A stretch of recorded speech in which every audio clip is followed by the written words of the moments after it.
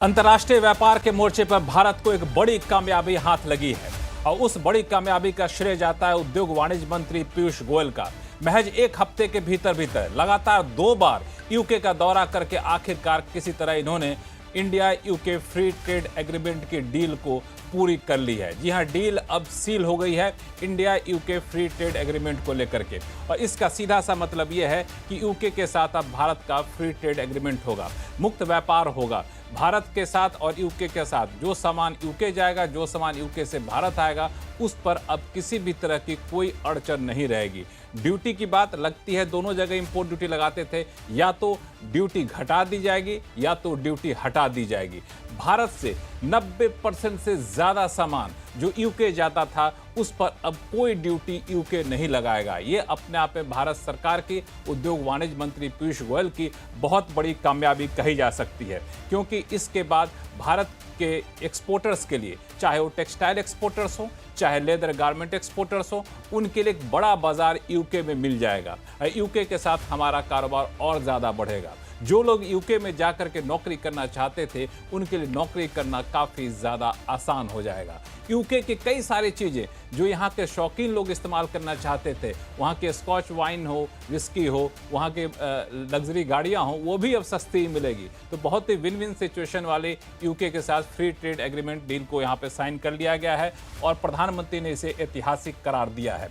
और इस आज आवाज़ अड्डा में आज हम लोग करेंगे इसी पर खास चर्चा कि यूके के साथ किए गए इस फ्री ट्रेड एग्रीमेंट में आखिर किस सेक्टर को कितना फायदा होगा, भारत के लिए कितनी बड़ी कामयाबी है। और इस पर हमारे साथ जुड़ेंगे विशेष मेहमान, हमारे सहयोगी बॉम्बे से जुड़ रहे हैं विपिन भट्ट जी, साथ ही साथ हमारे साथ इंडस्ट्री चैम्बर के दिग्गज जुड़ेंगे, हमारे साथ जुड़ेंगे जो इस पूरे ट्रेड पर एक खास पैनी नज़र रखे हुए थे अब तक, वो भी हमारे साथ इस पैनल में जुड़ेंगे। शुरुआत लेकिन विपिन जी आपसे मैं करना चाहूँगा कि बार बार ये सवाल उठता था कि पूरी दुनिया अपने बाजार को संकुचित करके रिजर्व रखना चाहती है, बहुत बंद करना चाहती है। ऐसे में भारत का यूके के साथ फ्री ट्रेड एग्रीमेंट होना कितनी बड़ी कामयाबी आप मानते हैं?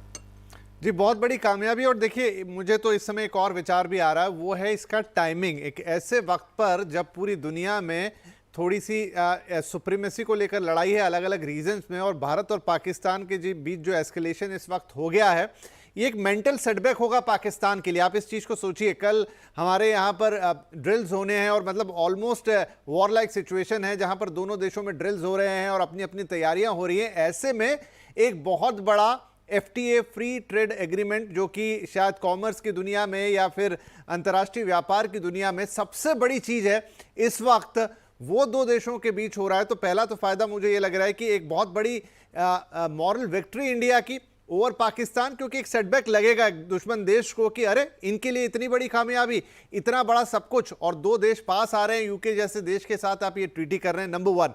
नंबर 2, जो इसका कॉमर्स साइड है, आपने बहुत अच्छी तरह से भी एक्सप्लेन किया दर्शकों के लिए कि क्या मतलब होता है एक फ्री ट्रेड एग्रीमेंट का। जब 2 देश एक फ्री ट्रेड एग्रीमेंट में आते हैं तो उनके बीच में समझ लीजिए एक तरह से सीमाएं समाप्त हो जाती हैं, क्योंकि इस समय जहां दुनिया में ट्रंप ने टैरिफ का टेरर मचा रखा है, उस समय अगर आप देखें कि 2 देशों के बीच, वो भी ऐसे 2 देश जो सबसे बड़ी इकोनॉमीज में से एक हैं, उनके बीच फ्री ट्रेड एग्रीमेंट होता है जहां सामान का आदान प्रदान, चीज़ों का आदान प्रदान, सेवाओं का आदान प्रदान बिना किसी रोक टोक के, बिना किसी ड्यूटी स्ट्रक्चर, मतलब ऐसे कॉम्प्लेक्स ड्यूटी स्ट्रक्चर के, तो चीज़ें एक दूसरे के पास जल्दी पहुंचेंगी, बेहतर तरीके से पहुंचेंगी, उनके दाम में भारी कमी आएगी, दोनों एक दूसरे के सामान को बहुत बेहतर तरीके से इस्तेमाल कर पाएंगे। आपने कई कारों से लेकर तो स्कॉच विस्की तक के उदाहरण यहां पर आए।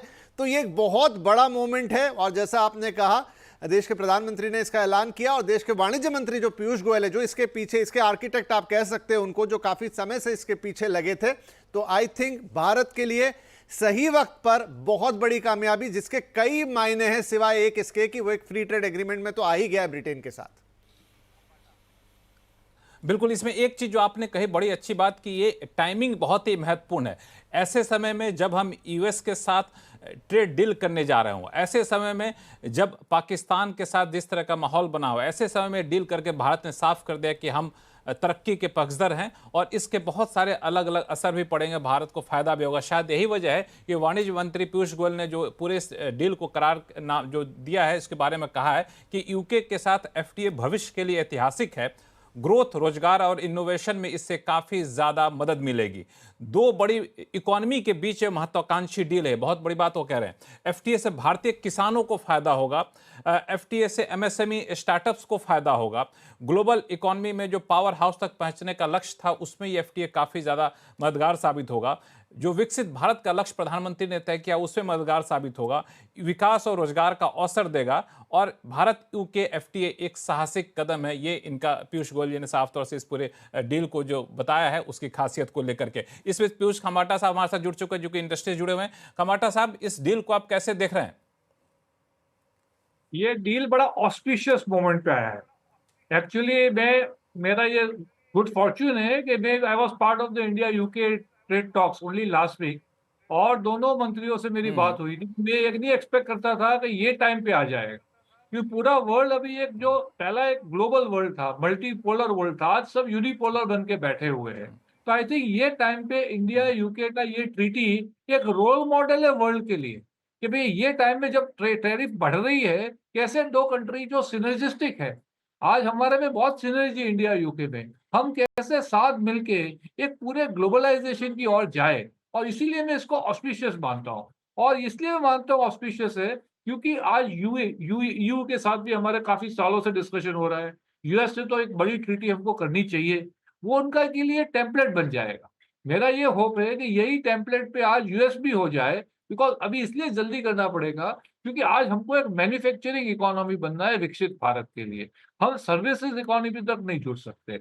मैन्युफैक्चरिंग में जब बनेंगे तब एग्रीकल्चरिस्ट को, फिशरमैन को, एमएसएमई को, जो हमारे पीयूष गोयल साहब बताते हैं कि ट्रेड ट्रीटी का मतलब नहीं कि दो अमीर लोग की ट्रीटी हो रही है, एक आम आदमी को उसका फायदा मिलना चाहिए। आम आदमी कौन है? एक फिशरमैन है, आम आदमी एक छोटा एमएसएमई है। तो उसका फायदा कब होगा कि वो ऐसा माल बनाएगा जो फॉरेन एक्सपोर्ट हो सके। और ये ट्रीटी इसके लिए मेरे हिसाब से शुभ एक का पाथ लेके आएगी। एक एग्जाम्पल की और देता हूँ, बिस्किट। हमारी कंट्री की बहुत अच्छी बिस्किटें बनती है, यूके में बहुत शॉर्ट ब्रेड बिस्किट बनती है। आज यूके में बिस्किट बनाने से इंडिया में बिस्किट बनाना सस्ता है, अब ड्यूटी जीरो हो गई है। आज कोई भी यूके की कंपनी अपनी बिस्किट इंडिया में बड़े पैमाने पे बना सकती है, और हम इंडियन यहाँ से यूके भेज सकते हैं, बाजू कंट्री में भेज सकते हैं। इमेजिन करो। सिमिलरली मरीन प्रोडक्ट, सिमिलरली काफी value added export agri products है। एग्रीकल्चर को दूर रखा है, वो अच्छी बात है, एग्रीकल्चर को एफटीए में नहीं लाना चाहिए इंडिया जैसी कंट्री को, पर जो वैल्यू एडेड फूड प्रोडक्ट है उनको लाके उन्होंने बहुत अच्छा काम किया है। सेकंड, उन्होंने जो एक स्पेशल एक अग्रीमेंट में उन्होंने जो एग्जेम्पशन डाला हुआ है, पीयूष खमाटा, हाँ, ये डबल कन्वेंशन जो हाँ, कंट्रीब्यूशन है, ये एक बड़ा यूनिक है। ये आपको सबको समझना पड़ेगा हाँ, कि जो हमारे लोग वहाँ टेम्पररी जाते हैं काम के लिए, उनको वहाँ डबल सोशल कंट्रीब्यूशन नहीं देना पड़ेगा। अब ये एक छोटी चीज नहीं, बहुत बड़ी चीज है। सोशल कंट्रीब्यूशन 15 से 20% तक मिलता है। अब आप सोचो कि जब मेरी कंपनी ने किसी आदमी को वहाँ 3 साल रखा, तो उसको मेरे को वहां का सोशल कंट्रीब्यूशन नहीं देना है, जब मैं यहाँ उसका दे रहा हूँ ESIP है। तो इससे कारण क्या, ग्लोबल मोबिलिटी। आज India is not only good in exporting products, we have skilled labour, our skilled labour is today going in the world, and वो सीईओ तक लेवल पे पहुंच रहे, बड़ी बड़ी कंपनी के सीईओ बन रहे हैं। पर उनको जब ग्लोबलाइजेशन हम वर्कफोर्स का कर रहे हैं, तब ये ट्रीटी में ये जो अक्खा नया जो डबल कंट्रीब्यूशन कन्वेंशन को पहली बार लेके आए हैं, ये एक बड़ा महत्व का कदम है मेरे हिसाब से। और इससे फायदा ये होगा कि इंडियन को फॉरेन में अच्छे जॉब मिलेंगे, और जो हमारे जो एस्पिरेशन है, हमारे यूथ का एस्पिरेशन है कि हम फॉरेन जाके इंडिया में पढ़े, फॉरेन जाके कुछ काम करें, वो मेरे हिसाब से इससे बढ़ेगा। सिमिलरली जो बाकी मोबिलिटी की बात की, खमाटा साहब एक सवाल मैं आपसे पूछूं, आपसे पूछूंगा, इसकी डिटेल में आऊंगा आपके पास, लेकिन एक सवाल मेरी दिलचस्पी आपसे जानने में यह है कि पिछले हफ्ते जब पीयूष गोयल गए थे यूके, तो बातचीत हुई, फिर वापस दूसरे देशों के दौरा पे चले गए, फिर वापस से हफ्ते भर के भीतर दोबारा वो पहुंच गए यूके। तो आपको लग रहा था वहां के माहौल देख करके कि इतना जल्दी डील हो जाएगा? और एक भारतीय अधिकारी, भारत के मंत्री किस तरह से वहां पे कोशिश करते, चूंकि आप आंखों देखा हाल ज्यादा बेहतर बता सकते हैं। नहीं, मैंने तो दोनों का हैंडशेक एक साथ लास्ट ट्यूसडे किए, दोनों मंत्री के इतने बड़े वार्म थे, दे वर पॉजिटिव। अब कोई तो मेरे को ही नहीं पता था, उनको भी पता नहीं था कितना जल्दी होगा। पर एक चीज बहुत क्लियर है कि आई थिंक वो मैं कॉम्प्लीमेंट देना चाहूंगा अपने प्राइम मिनिस्टर को, मोदी साहब को और पीयूष गोयल जी को। इन्होंने डेफिनेटली इंडियन इंडस्ट्री का इंटरेस्ट को पहले प्रोटेक्ट किया है, इंडिया फर्स्ट की नीति अपनाई है। और मेरे हिसाब से आप माइक्रो देख लेना, इसमें इंडिया का लॉन्ग टर्म में इंडियन इंडस्ट्री का, इंडियन मैन्युफैक्चरिंग इंडस्ट्री का डेफिनेटली फायदा दिखा है। ट्रीटी करना बहुत इजी काम है। हमने थाईलैंड से भी ट्रीटी की हुई है, हमने आसियान कंट्री से ट्रीटी की है, वो ट्रीटी में इंडियन इंडस्ट्री मर गई। तो ऐसी ट्रीटी करके कोई फायदा नहीं है। तो मेरे हिसाब से ट्रीटी फास्ट करना इंपॉर्टेंट नहीं है, पर एक ऐसी ट्रीटी करना जिससे इंडियन इकोनॉमी को फायदा होवे, हमारे विकसित भारत का जो हम सबका ड्रीम है, उसमें कोई अलग भेदभाव तो 47 कब को आज वो विकसित होना है। तो ये ड्रीम को कैसे हम पहुंचा सके, और ये आई थिंक इंडिया के फेवर की ट्रीटी है। और यूके एक ऐसी कंट्री है जिससे इंडिया के साथ सिनर्जी बहुत है। अब एक ऑटो की बात करते हैं, इन्होंने स्पेशल कोटा दिया है ऑटो कंपोनेंट दोनों साइड टैक्स फ्री का। अब काफी इंडिया, यूके की कंपनी इंडियन है, इंडिया की कंपनी यूके में ऑटो में। अब इमेजिन करो इससे क्या कोलैबोरेशन होगा। सिमिलरली डिफेंस में आज कोलैबोरेशन हो सकता है, हम तो कॉम्प्लीमेंट करते हैं।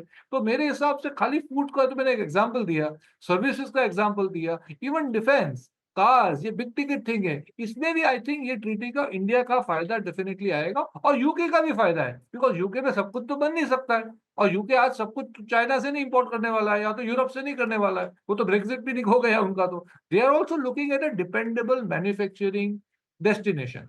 और luckily India is now emerging as a dependable manufacturing destination. और ये जो ट्रीटी, रिपीट कर रहा हूं, इससे जो टेम्पलेट बन जाएगा, यूरोप और ब्रिटिश के जो कंसर्न्स है सेम थे, कोई ज्यादा फर्क नहीं था। वो ब्रिटेन का कंसर्न था मेरा स्कॉच विस्की, और यूरोप का कंसर्न था मेरा इटालियन वाइन। अगर स्कॉच को टेक केयर कर दिया है तो वाइन भी टेक केयर हो जाएगा। तो मेरे हिसाब से आज की तारीख में यू तो इमीडिएटली होना जरूरी है, बिकॉज ऑलमोस्ट कॉम्प्लीमेंटरी है। यूके थोड़ा यूएस से थोड़ा टाइम लगेगा, पर मैं बड़ा होपफुल हूं कि ये यूएस से भी हो जाना चाहिए। और इसीलिए तीनों हो जाने साथ में फायदा इसीलिए कि अगर इंटरनेशनल कंपनी इंडिया में अपना बेस बना के मैन्युफैक्चर करेगी इंडिया में कुछ, अभी मैंने बिस्किट का उदाहरण दिया, तो वो खाली यूके के लिए बिस्किट नहीं बनाएगी, वो पूरे यूरोप के लिए बनाएगी, वो ये पूरे अमेरिका के लिए बनाएगी। तो मेरे हिसाब से ये टेम्पलेट पे ये बाकी जो दो बड़े टिकट डील है, वो भी छोटे तो होने ही चाहिए, पर ये दो बड़े टिकट डील भी हो जाने चाहिए। यहाँ पर एक सवाल लक्ष्मण जी, क्योंकि हम पीयूष गोयल साहब की इतनी बात कर रहे हैं, आपने कॉन्स्टेंटली आपकी उनसे दिल्ली में बातचीत होती है, आप फ्री ट्रेड एग्रीमेंट पे कई बार आपकी इंटरव्यू में उनसे बातचीत हुई। मैं सिर्फ ये समझना चाहूँगा कि जो भी बातचीत में आया तो वो सिलसिलेवार किस तरीके से बात आगे गई, अगर आप हमें थोड़ा बता पाएँ उस अंदाज में कि कैसे भारत ने कदम ब कदम बढ़ाकर इसको हासिल किया। और डेफिनेटली गोयल साहब के उस पर तो जाता ही है ये कि उनकी इसमें एक बहुत बड़ी और सार्थक भूमिका रही है। देखिए इसमें दरअसल मैं कह रहा हूँ डेफिनेटली मैच्योरली हैंडल किया है। अब कैसे किया वो आप लोग बताओ। जी जी, वही लक्ष्मण जी से, क्योंकि लक्ष्मण जी की अक्सर उनसे मुलाकात होती है। नहीं, बेसिकली दरअसल मैं एक छोटा सा एग्जांपल आपको देना चाहूँगा कि पीयूष गोयल के साथ, उनके साथ मैं गया था जेनेवा। वहाँ पे WTO की बैठक चल रही थी। तो WTO की जब बैठक चल रही थी तो होता क्या था कि बैठक के बाद आमतौर पे आके जब कुछ निकलता था तो हम लोग को ब्रीफ करते थे। जब रात के 12 बज गए तो हम 12 बज गए तो हमने इतनी रात तक क्या करेंगे, अब तो ब्रीफिंग होगी नहीं। मैं चला आया अपने रूम में, जेनेवा की बात कर रहा हूँ, और फिर 4 बजे मैसेज आया कि जितना जल्दी हो 5 बजे आप लोग पहुंच जाइएगा सुबह सुबह, वहाँ पे पीयूष गोयल साहब ब्रीफिंग करेंगे। तो अंदाज़ा आप इस बात से लगा सकते हैं कि रात भर जो शख्स जब WTO के नेगोशिएशन में रहा, वो सुबह उठ करके फ्रेश होने की बजाय, रेस्ट करने की बजाय, वो 5 बजे हम लोग को बता रहे थे कि आखिर किस तरह से नेगोशिएशन हुआ, और बिल्कुल फ्रेश दिख रहे थे। तो मैं सच पूछिए तो उनके काम करने के तौर तरीके और उनके मेहनत का बड़ा कायल हूं मैं। अब मुझे ऑन एयर स्वीकार करने में कोई हिचक नहीं है कि उनकी जितना मेहनत तो मैं नहीं कर सकता हूं। मतलब वो इस सब मामले में बहुत ही डेडिकेटेड रहते हैं और बहुत मेहनती होते हैं। और इस डील को लेकर के, अभी से डील की बात नहीं चल रही थी, पिछले 5 साल से इस डील पर बातचीत चल रही थी। डील काफ़ी हद तक नज़दीक पहुंच चुका था, और लेकिन बीच में यूके में इलेक्शन हो गया। तो इलेक्शन में था तो कई सारी चीज़ें नैतिक रूप से संवेदनशील थी। कई बार ऐसा हुआ कि अभी इलेक्शन हो जाने के बाद करेंगे, लेकिन इलेक्शन हो जाने के बाद भी उसी तरीके से पूरे चीज़ों को परस्यू किया गया। और जो फ्री ट्रेड एग्रीमेंट होता है उसको मैंने क्लोजली देखा है, फुल स्टॉप, कॉमा, एक एक वर्ड, उन सब पर चर्चा होती है। जब पहली बार इस हफ्ते में जब शुरुआत में यूके गए तो उसके बाद जब बात वहाँ से निकल कर आए, दूसरे देश के दौरा पे गए, तो मुझे बताया कि कोई एक पैराग्राफ में कोई 1-2 वर्ड था जिसको लेके मामला फंस रहा था। फिर उसको निपटाया गया, फिर इंडिया आने के बजाय सीधे वहां से यूके दोबारा गए और अब डील फाइनल करके आए हैं। तो इनका काम करने का तरीका वाकई अनूठा है। जो नजदीक रह के काम करके देखता है उनको तो वाकई लगता है कि नहीं, अगर इस तरह से डेडिकेशन के साथ काम किया जाए तो उसमें सफलता मिलने से कोई रोक नहीं सकता। यही वजह की शुरुआत मैंने कहा भी था कि इसका श्रेय काफी हद तक उद्योग वाणिज्य मंत्री पीयूष गोयल साहब का जाता है। और एक चीज और, जब भी ऐसे मामले में कोई पेच फंसता है तो सीधे प्रधानमंत्री इसमें उपलब्ध रहते हैं, सीधे गाइडेंस करने पर, और काफी हद तक फ्री हैंड देके छोड़ते हैं। ये मोटा मोटा मैंडेट है, बाकी आप करके आइए। तो ये भरोसा बहुत बड़ा होता है पीयूष गोयल के ऊपर जब वो बाहर जाते हैं तो प्रधानमंत्री का। तो ये भी काफी गौर करने वाली बात है। विपिन जी।